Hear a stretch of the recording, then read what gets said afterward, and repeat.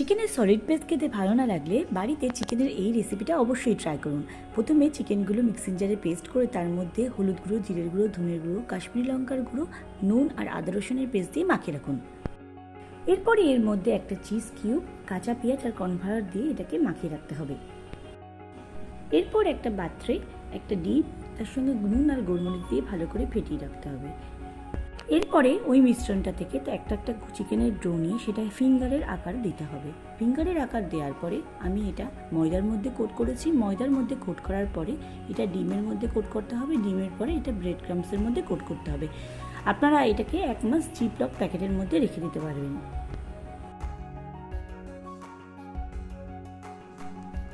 এরপর একটা ফ্রাইং প্যানে সাদা তেল গরম করে একদম লো হিটে এই চিকেনের পিসগুলোকে ছেড়ে দিতে হবে।